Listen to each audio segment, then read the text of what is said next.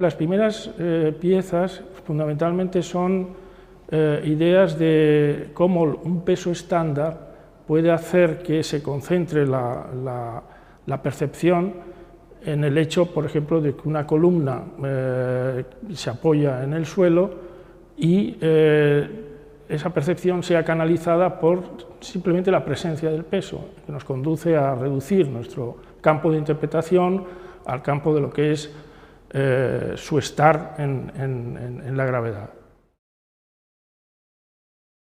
El principio nace de considerar o de pensar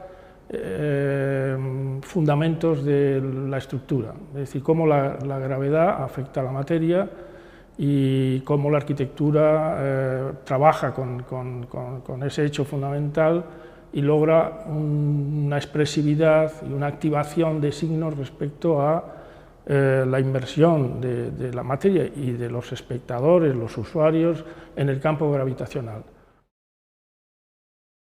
Desde ese principio nace una serie de trabajos donde lo fundamental es ver lo que es el concepto de equilibrio y el concepto de contrapeso. Con lo cual, además, se están tocando temas que no son propios de la arquitectura solamente, sino que también en el campo de la escultura. La escultura clásica está, digamos, siempre se establece dentro de los límites de los contrapesos, es decir, que si hay un brazo que se adelanta, la pierna se echa hacia atrás, y si no es posible, por el gesto que está reproduciendo la figura, pues existe un contrapeso para que no se desplome. Entonces, esa idea del plomo, de la pose de los objetos, llevados a sus esencias, son las que son, digamos, lo que estimulan los proyectos que se van haciendo a lo largo del tiempo. Digamos que todas las piezas que hay aquí o son de equilibrio o son contrapesadas. Y existe un sentimiento de magia en la contemplación de las piezas que obedece a esa más o menos consciente contemplación o percepción de que tienen algo de figuras imposibles en algún momento y en otras nos hacen pensar. Esa vía de crear un eco en el pensamiento de las personas a través de las piezas es casi como el objetivo final más importante que tiene cada una de las piezas en sí mismo. Hay piezas que efectivamente son de los años 70, de mediados de los 70, otras de los 80, 90 y llegan hasta el 2000. Pero hay una continuidad, casi podríamos decir que hay un desarrollo y a veces es difícil decir qué pieza es anterior a las otras. A mí me sorprende porque normalmente, sobre todo en arte, las obras envejecen y se fechan, podemos decir, están fechadas en una época. En este caso yo no veo esa posibilidad, es decir, que es una trayectoria. Estarían fechadas en un cierto tipo de problemas que se dan, por ejemplo, en el minimalismo, o que se da esa idea de activación de signos para la percepción se da en escultores como Richard Serra, donde la presencia de un objeto produce un eco y una resonancia en el espectador. Ese vínculo, diríamos, perpendicular a la obra, que es realmente lo que se trabaja, ocurre aquí también. Es decir, que hay unos problemas que podríamos encontrar en otros escultores o en otros artistas, pero hay una continuidad. Yo pienso que todas estas piezas en distintos materiales se han desarrollado en el tiempo. Es verdad que al principio las piezas son más ready-made, por ejemplo la rueda, son elementos como encontrados, atados a un peso estándar, que también lo podéis encontrar en el mercado. Esa articulación es la obra de arte. En sí mismo la pieza no tiene, digamos, más interés formal que su sintaxis, ¿no? El peso y la rueda. En el campo de la escultura es uno más libre, en el sentido de que no tienes obligaciones. La arquitectura tiene una parte de arte aplicado, o sea, que tiene que servir para algo. Y eso permite que sea más esencial. O sea, todas las piezas son muy esenciales, no tienen complicaciones, por así decirlo, no son redundantes, por ejemplo. Se establece un principio, se presenta y con eso basta.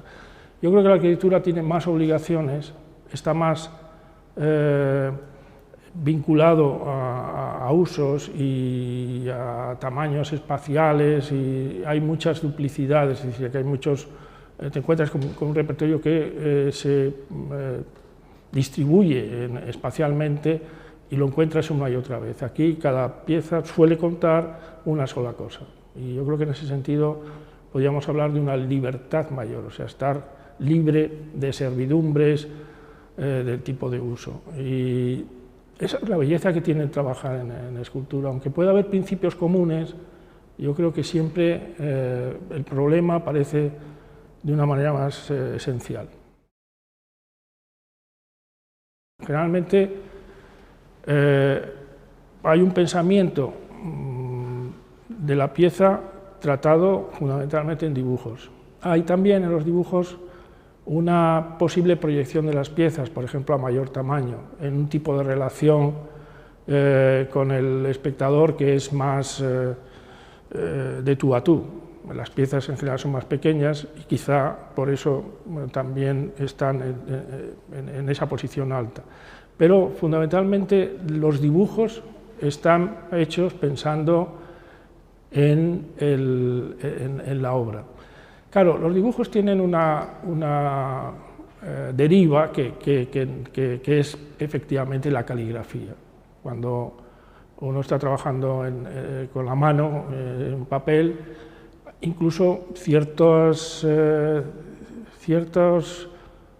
palabras, por así decir, ciertos conceptos acaban siendo casi como signos que se repiten. Incluso en los dibujos se pueden ver signos repetitivos donde ya la expresión de colgar está perfectamente resuelta, y entonces pasan a ser como si fueran ideogramas, y tiene algo de caligrafía. En ese sentido, yo creo que esa libertad de los dibujos es mayor también y toca otras cosas que ocurren en las esculturas, que son como más cerradas en sí mismas, tienen su limitación y su determinación.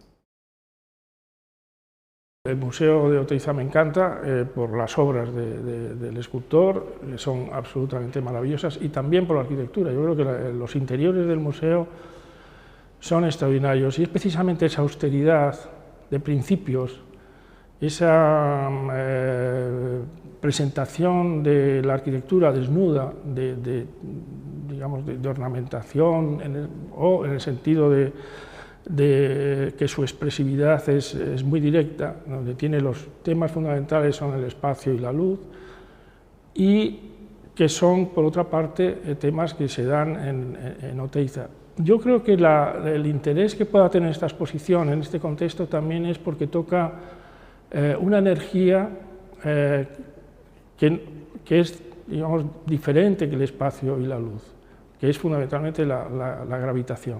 Yo creo que esta exposición, en cierto modo, complementa, me atrevería a decir, algunas de las intenciones que son espaciales en la obra de Oteiza y en la propia obra de arquitectura.